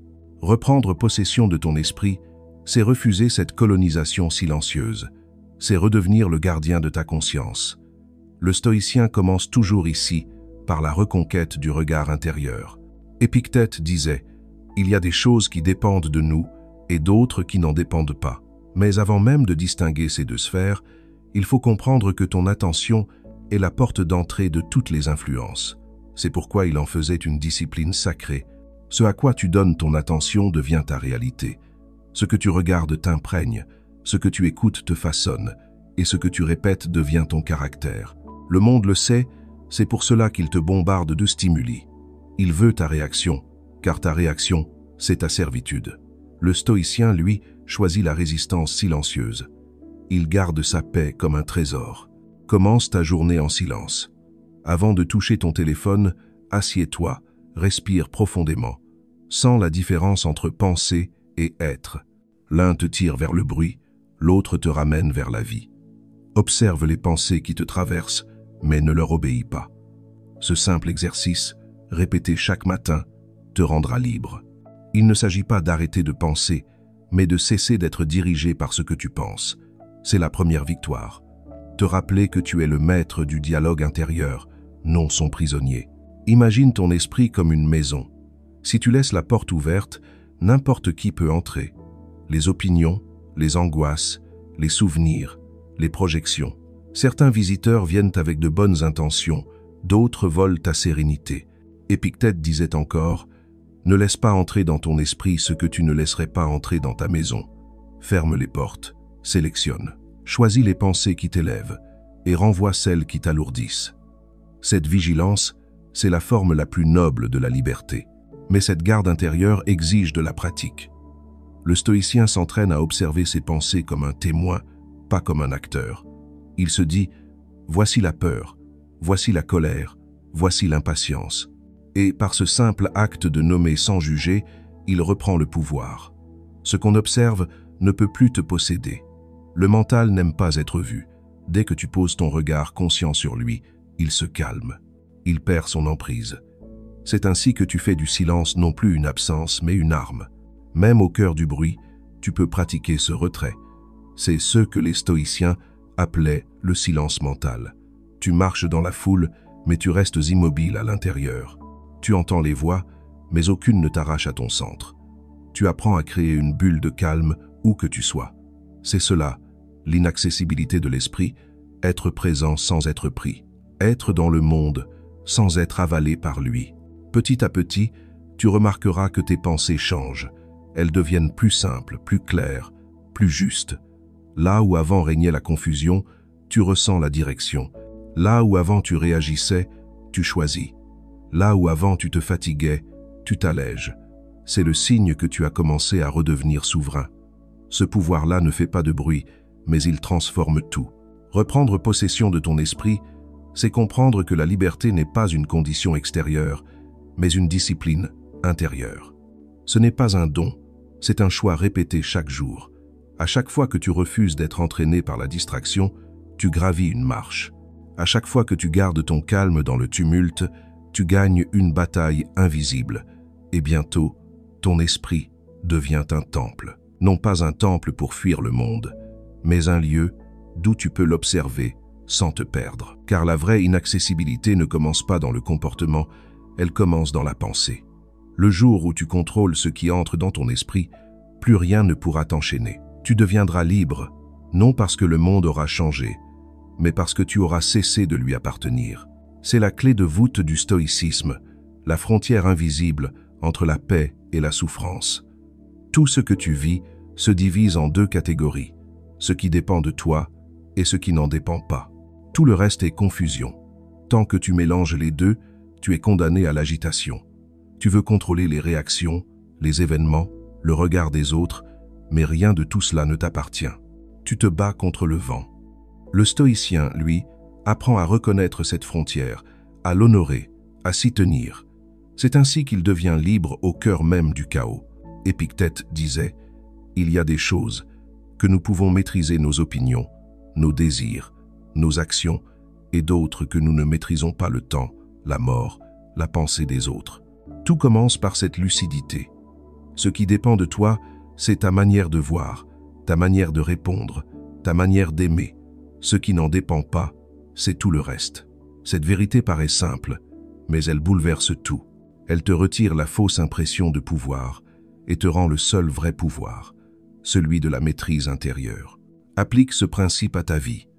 Quand quelqu'un t'insulte, tu ne peux pas changer ses mots, mais tu peux choisir ta réaction. Quand un projet échoue, tu ne peux pas réécrire le passé, mais tu peux décider de ta posture. Quand la vie te bouscule, tu ne peux pas calmer la tempête, mais tu peux garder la main sur ta voile. C'est dans cette différence subtile que naît la dignité du sage. Il ne fuit pas la réalité, il la redéfinit de l'intérieur. Pratique cela chaque soir. Tiens un petit journal stoïcien. Écris 2 colonnes. À gauche, ce qui dépendait de toi aujourd'hui. À droite, ce qui n'en dépendait pas. Tu verras vite combien de tes inquiétudes étaient mal placées. Tu t'étais épuisé à vouloir changer des choses que tu ne pouvais que traverser. Cet exercice simple ramène ton esprit à la clarté. Il t'apprend à investir ton énergie dans ce qui te construit, pas dans ce qui te consume. La sagesse, c'est cela. Renoncer au contrôle pour retrouver la maîtrise. Car contrôler, c'est vouloir modeler le monde. Maîtriser, c'est apprendre à se modeler soi-même. Le stoïcien ne cherche pas à éviter les épreuves, il cherche à les traverser avec droiture. Il comprend que les circonstances ne sont ni bonnes ni mauvaises.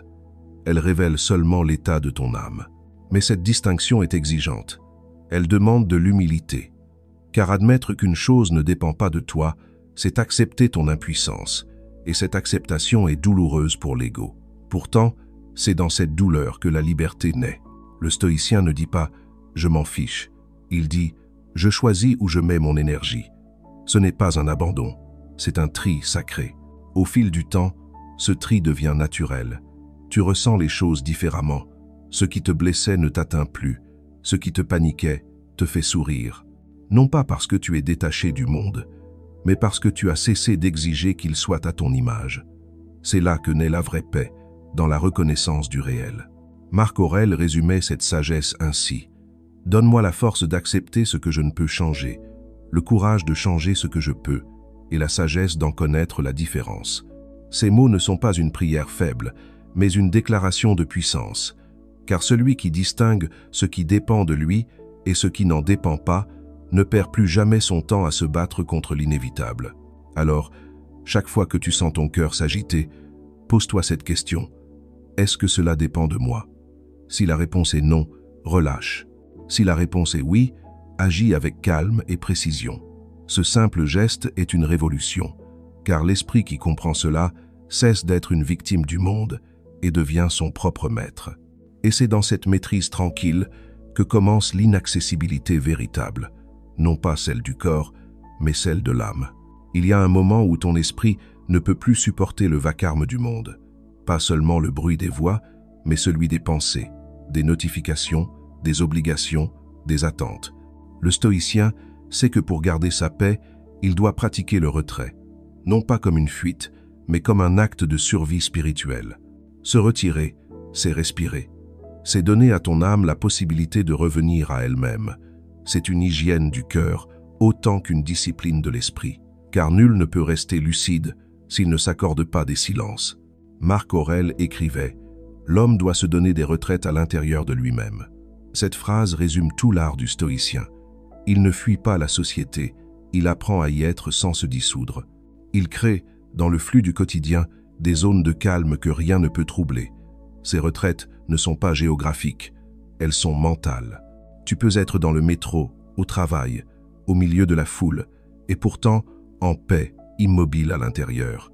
C'est une question d'état, pas de lieu. Commence petit. Chaque jour, offre-toi quelques minutes où tu ne dois rien à personne. Coupe ton téléphone, ferme les yeux, respire profondément. Observe le silence autour de toi et laisse-le s'étendre jusqu'à l'intérieur.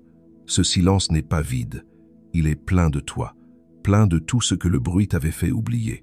Dans ce moment de retrait, tu redeviens entier, tu cesses de réagir, tu cesses de performer, tu redeviens simplement un être humain qui existe, ici et maintenant. Le stoïcien pratique la solitude comme un artisan. Il la façonne, il la polite, il en fait une œuvre d'équilibre. Il sait que dans le monde moderne, le danger n'est pas la solitude, mais son absence. On est entouré, connecté, occupé, mais jamais seul avec soi-même. C'est pourquoi tant d'âmes se perdent. Elles ne se rencontrent jamais. Être seul, ce n'est pas être abandonné, c'est être rendu à soi. Le sage s'accorde cette rencontre régulièrement, comme on s'accorde un retour à la source. La solitude consciente peut prendre 1000 formes. Une marche en silence sans musique, où chaque pas devient prière. Un repas pris sans distraction, où tu goûtes vraiment à ce que tu manges. Une soirée sans écran, où tu observes tes pensées comme des nuages qui passent. Ce ne sont pas des gestes anodins, ce sont des actes de souveraineté. À chaque fois que tu retires ton attention du monde extérieur, tu renforces ton royaume intérieur. Le stoïcien comprend que la solitude est la forge de la clarté. C'est dans le silence qu'il distingue ce qui est essentiel de ce qui est superflu. Dans le calme qu'il voit ses émotions pour ce qu'elles sont, non pour ce qu'elles crient. Dans la solitude qu'il entend enfin cette voix intérieure, celle qui ne parle pas fort, mais qui dit toujours vrai. Et plus tu apprends à l'écouter, plus tu cesses d'avoir besoin du bruit des autres. Mais cette pratique a un prix. Elle te confronte à toi-même. Quand tu éteins le monde, tu entends tout ce que tu fuyais. Tes peurs, tes regrets, tes contradictions. C'est pourquoi tant de gens redoutent la solitude. Elle ne flatte pas, elle révèle. Pourtant, c'est ce face-à-face qui guérit.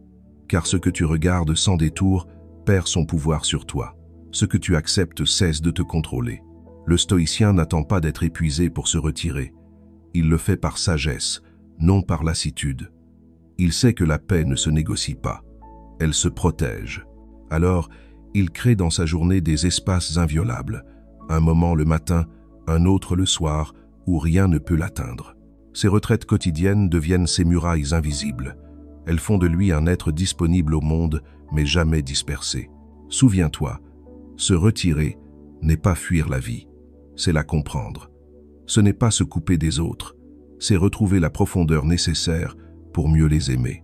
C'est dans le silence que tu retrouves ton axe, et c'est depuis cet axe que tu peux servir, créer, aimer, sans te perdre. Car si tu veux offrir quelque chose de pur au monde, il faut d'abord le puiser dans le calme, et ce calme, tu ne le trouveras pas dehors. Tu le trouveras dans ce lieu sacré où le monde cesse de crier ton âme. Les stoïciens enseignaient que toute sagesse véritable repose sur 3 piliers. La discipline du désir, la discipline de l'action et la discipline de l'assentiment. Ces 3 exercices ne sont pas des dogmes abstraits, mais des entraînements quotidiens de l'âme. Ils t'apprennent à devenir à la fois lucide, calme et libre, 3 qualités essentielles pour demeurer inaccessible dans un monde qui cherche sans cesse à te posséder. Tant que ton désir est dispersé, que ton action est confuse et que ton jugement est instable, tu es vulnérable. Mais quand ces 3 disciplines s'unissent, tu deviens un être complet, un être centré, un être souverain. La discipline du désir, c'est l'art de vouloir, ce qui dépend de toi, et de renoncer à tout le reste. C'est la racine de la liberté intérieure. L'homme ordinaire désire l'impossible. Il veut plaire à tous, il veut que le monde l'aime, que la vie le serve. Le stoïcien, lui, désire seulement d'être en accord avec sa raison. Il ne fuit pas le plaisir, mais il refuse d'en être l'esclave. Il ne nie pas la douleur, mais il ne la laisse pas dicter ses choix. Pratiquer cette discipline, c'est apprendre à te libérer du désir de contrôle. C'est comprendre que le bonheur n'est pas dans ce que tu obtiens, mais dans la manière dont tu regardes ce que tu vis. Le jour où tu cesses d'exiger que la vie t'obéisse, tu découvres qu'elle t'offre déjà ce dont tu as besoin pour grandir. La discipline de l'action, c'est la maîtrise du geste et de la parole. Le stoïcien agit toujours selon le devoir, non selon le caprice. Il ne cherche pas à gagner, mais à être juste. Ses actions sont simples, alignées, sans excès. Il sait que chaque mouvement, chaque mot, chaque regard peut construire ou détruire. Il choisit donc la construction. Dans un monde où l'agitation est glorifiée, il agit peu, mais bien. Il ne se disperse pas. Il ne promet pas l'impossible. Il avance avec droiture, conscient que la grandeur ne se mesure pas à la quantité d'actes, mais à leur qualité. Être inaccessible, c'est aussi cela. Refuser d'être entraîné dans les urgences des autres. C'est choisir tes priorités et t'y tenir avec calme. La discipline de l'assentiment, enfin, est peut-être la plus subtile. Elle consiste à surveiller tes pensées et à ne pas leur donner ton accord trop vite. Ce n'est pas parce qu'une idée te traverse qu'elle est vraie. Ce n'est pas parce qu'une émotion te secoue qu'elle te définit.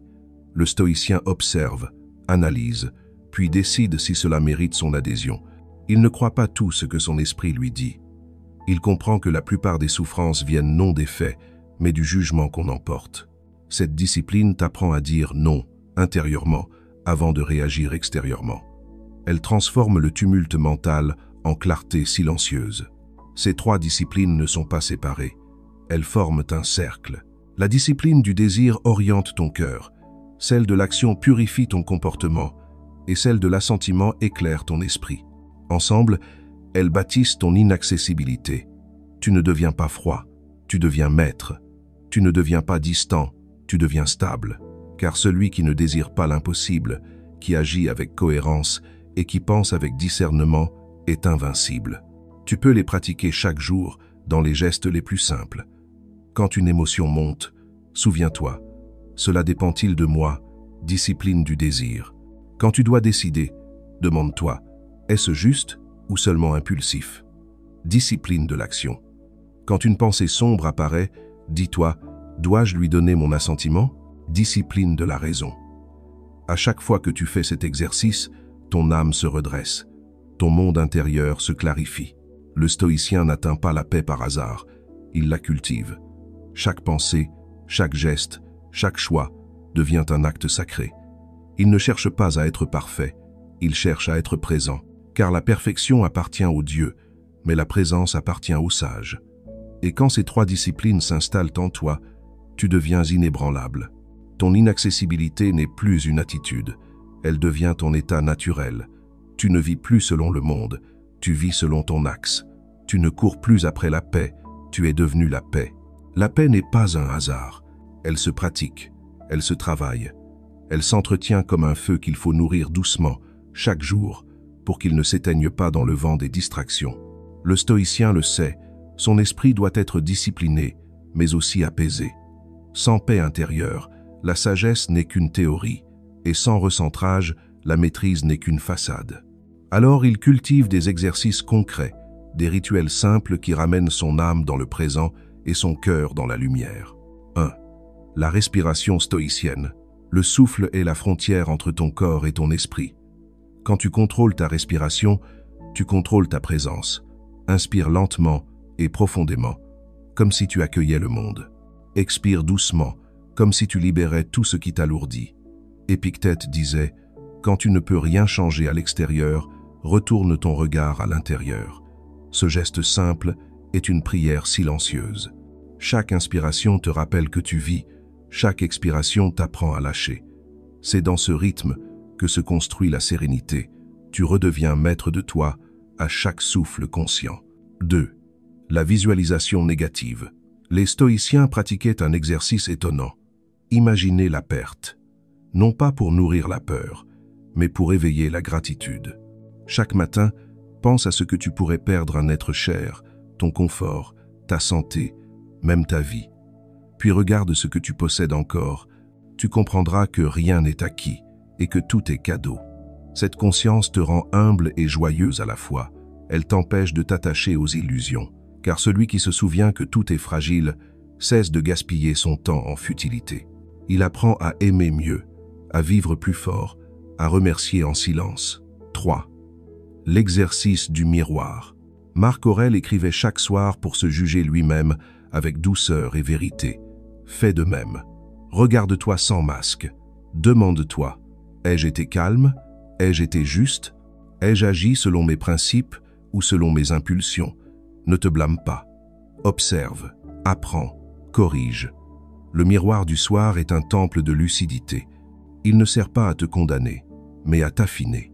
Chaque regard honnête sur toi-même est un pas vers la liberté, car se connaître, c'est cesser d'être manipulé par ce qu'on ignore. 4. L'observation des émotions. Le stoïcien n'élimine pas ses émotions, il les contemple. Quand la colère monte, ne dis pas « je suis en colère », dis « voici la colère ». Quand la peur surgit, dis « voici la peur ». Ce simple changement de langage crée une distance. Tu passes de l'émotion à la conscience, et cette distance, c'est la naissance du calme. Tu ne nies pas ce que tu ressens, tu refuses simplement de t'y identifier. Car les émotions sont comme des vagues. Elles se lèvent, montent, se brisent, puis s'effacent. Toi, tu es l'océan. 5. Le retour au présent. La plupart des souffrances viennent du refus de l'instant. Tu regrettes hier, tu crains demain, et tu oublies maintenant. Le stoïcien, lui, se rappelle que la seule chose qu'il possède vraiment, c'est ce moment. Il s'y ancre, comme à une racine. Il regarde autour de lui, respire, sent la vie circuler. Et soudain, tout redevient simple. Il n'a besoin de rien d'autre. Il comprend que la paix n'est pas au bout d'un projet, mais dans la façon d'être présent à ce qu'il fait. Ces techniques ne sont pas des refuges, mais des armes spirituelles.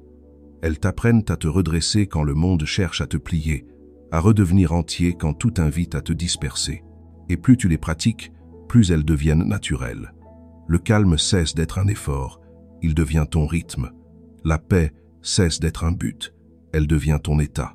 Souviens-toi, le stoïcien ne cherche pas à ne rien ressentir, il cherche à ressentir sans être détruit. Il ne fuit pas la vie, il la regarde en face sans trembler. Et chaque fois qu'il respire, qu'il observe, qu'il s'ancre. Il construit en lui ce sanctuaire silencieux que rien ni personne ne peut profaner. Car au fond, la vraie pratique n'est pas dans la posture ni dans la parole, elle est dans la présence. Être là, vraiment là, sans peur, sans attente, sans masque. Voilà la méditation du stoïcien. Voilà la clé de l'inaccessibilité vivante. Le chemin de la maîtrise intérieure n'est pas un sentier tranquille. Il est semé d'embûches invisibles, non pas dans le monde extérieur, mais dans ton propre esprit. Car le plus grand ennemi de la paix, ce n'est pas la vie, c'est toi. Ce sont tes impatiences, tes illusions, tes attentes.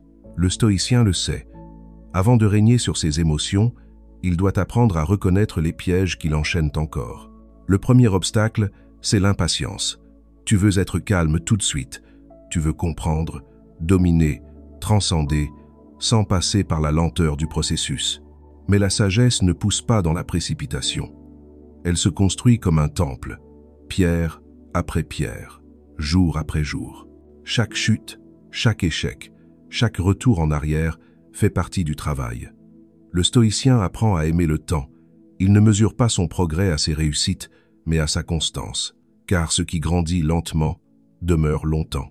Le deuxième obstacle, c'est le retour de l'ego. Quand tu commences à trouver la paix, une tentation subtile apparaît, celle de t'enorgueillir de ta sérénité. Tu te dis « je suis plus calme que les autres, plus sage, plus lucide ». Et voilà que ton calme devient un nouveau masque. L'ego se déguise en sagesse. C'est un piège redoutable. Le vrai stoïcien ne se glorifie pas de sa maîtrise, il la garde secrète. Il ne cherche pas à paraître inébranlable, mais à le devenir en silence. Il sait que la paix qu'on montre s'éteint, mais celle qu'on garde en soi rayonne. Le troisième obstacle, c'est la peur d'être incompris. Quand tu choisis la paix, tu déranges. Quand tu refuses de réagir, les gens pensent que tu es froid. Quand tu te retires, on croit que tu méprises. Mais ne cherche pas à expliquer ton calme à ceux qui vivent dans le bruit. Ce n'est pas leur faute. Ils ne comprennent pas encore que le silence peut être un cri plus fort que la colère. Le stoïcien ne justifie pas sa paix, il la protège. Être incompris fait partie de la sagesse. La vraie reconnaissance n'a pas besoin de témoins. Le quatrième obstacle, c'est la tentation du contrôle. Même après avoir compris que tout ne dépend pas de toi, tu essaies encore de modeler le monde, les autres, les situations. Tu veux que la paix soit stable, que la vie t'épargne les tempêtes. Mais la maîtrise ne consiste pas à éviter les vagues, elle consiste à apprendre à naviguer. Le contrôle est une illusion. L'harmonie naît quand tu cesses de forcer les choses. Ce n'est pas la rigidité qui te rend fort, c'est la souplesse. Face à ces obstacles, le remède stoïcien est simple, l'humilité. Accepte que tu n'en aies jamais fini avec toi-même. Accepte de recommencer, encore et encore. Le sage ne cherche pas à devenir parfait, il cherche à rester en chemin. Chaque fois que tu retombes dans l'agitation, que tu perds ton calme, que tu oublies ta pratique, rappelle-toi, tu es un être humain, pas un dieu. Et c'est cette humanité, reconnue et aimée, qui te rend réellement sage. L'humilité est la clé qui te garde libre, car elle te ramène toujours à la vérité. La maîtrise n'est pas un état, c'est un exercice, une danse entre la vigilance et la compassion, entre l'effort et le lâcher-prise, entre le ciel et la terre. Le stoïcien tombe, se relève, se tait, observe, recommence, et dans ce mouvement patient, il devient lentement immuable. Le stoïcisme n'est pas une idée à comprendre, c'est une manière d'habiter le monde. Quand tu atteins ce point où ton calme ne dépend plus de rien, où ta paix ne se laisse plus voler, tu incarnes enfin l'inaccessibilité. Elle n'est plus un effort, mais une respiration. Tu n'as plus besoin de te protéger, car tu es devenu ton propre abri. Ce que les autres appellent distance, toi tu l'appelles maîtrise. Ce qu'ils appellent froideur, toi tu l'appelles clarté. Et cette clarté, tu la portes partout où tu vas, comme une lumière silencieuse. La vie du stoïcien devient alors un temple. Chaque action est un rituel, chaque parole, une offrande, chaque silence, une prière. Il ne sépare plus le spirituel du quotidien. Balayer le sol, marcher dans la rue, écouter quelqu'un avec patience, tout devient sacré. Car ce n'est pas ce que tu fais qui est spirituel, c'est la conscience avec laquelle tu le fais. Quand ton esprit est aligné, tout acte devient méditation. C'est ainsi que le sage vit dans le monde, sans s'y perdre.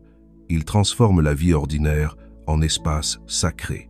Mais cette inaccessibilité incarnée ne t'éloigne pas des hommes. Au contraire, elle te rend plus présent. Tu ne cherches plus à tout comprendre. Tu ressens. Tu ne veux plus convaincre. Tu rayonnes. Tu n'exiges plus des autres qu'ils te comblent. Tu les accueilles tels qu'ils sont.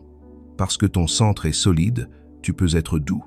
Parce que ton cœur est calme, tu peux aimer sans peur. La maîtrise ne t'a pas rendu dur, elle t'a rendu vrai. Le stoïcien ne cherche plus à être parfait. Il a compris que la perfection est une forme de vanité. Il veut seulement être en paix, être juste, être conscient, être entier. Et cette simplicité est sa grandeur.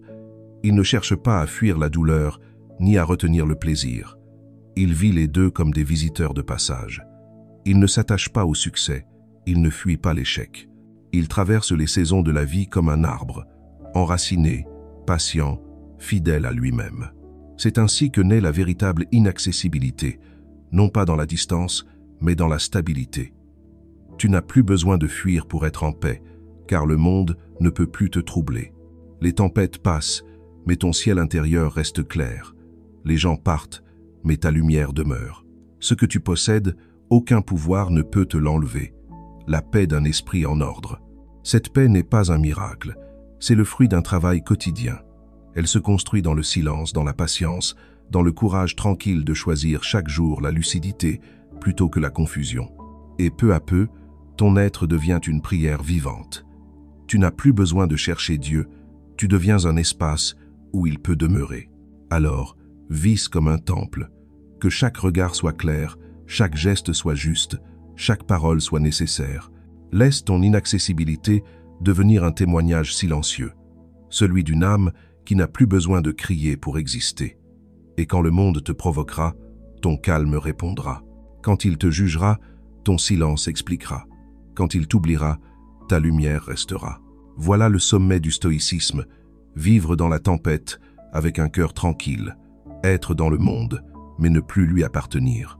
Devenir ce que les sages ont toujours été, une présence inébranlable, un sanctuaire vivant, un être inaccessible, parce qu'enfin aligné avec soi-même. Tu es arrivé au bout du chemin, là où le bruit du monde s'éteint et où la voix intérieure devient limpide. Devenir inaccessible, ce n'était pas fuir les autres, c'était te retrouver. Ce n'était pas ériger des murs, mais bâtir un sanctuaire. Tu comprends maintenant que la vraie force n'est pas dans la réaction, mais dans la maîtrise. Que la vraie liberté n'est pas dans le mouvement, mais dans la paix. Et que la vraie grandeur, c'est de rester entier quand tout autour s'effondre. Le stoïcien ne cherche pas à être admiré. Il cherche à être vrai. Il ne s'exile pas du monde, il s'élève au-dessus de ses illusions. Dans le tumulte, il reste calme. Dans la perte, il reste reconnaissant. Dans l'injustice, il reste juste. Son silence n'est pas vide, il est plein de sagesse. Sa distance n'est pas froideur, elle est clarté, car il sait que la paix, quand elle est sincère, rayonne sans effort. Tout ce que tu as lu, tout ce que tu as entendu ici, ne t'appelle pas à fuir la vie, mais à l'habiter autrement. Être stoïcien, c'est apprendre à voir chaque jour comme une école, chaque épreuve comme un maître, chaque silence comme une révélation. C'est choisir de ne plus vivre en surface. C'est marcher lentement, parler peu, observer beaucoup. C'est faire de chaque instant une méditation vivante. Et maintenant, regarde-toi. Tu n'as pas besoin d'être parfait. Tu n'as pas besoin d'être compris. Tu n'as pas besoin de tout contrôler. Tu as seulement besoin d'être aligné. Car quand ton esprit est clair, tout devient simple. Tu n'es plus une proie du monde, tu en deviens le témoin. Tu n'es plus esclave de tes émotions, tu en deviens le gardien. Tu n'es plus accessible à tout ce qui détruit, mais ouvert à tout ce qui élève. Alors, porte ce silence comme une couronne, porte cette paix comme ton royaume, et marche calmement, sans te presser, sans te justifier. Tu n'as plus rien à prouver, tu n'as plus rien à craindre. Tu es devenu ce que tu cherchais, un être libre au milieu du chaos. Un être qui n'a plus besoin de parler pour être entendu. Un être que rien ne peut troubler non parce qu'il est au-dessus du monde, mais parce qu'il a appris à être en paix avec lui. C'est cela, le secret du stoïcien. Être inaccessible, non par orgueil, mais parce qu'il est enfin en harmonie avec l'éternité.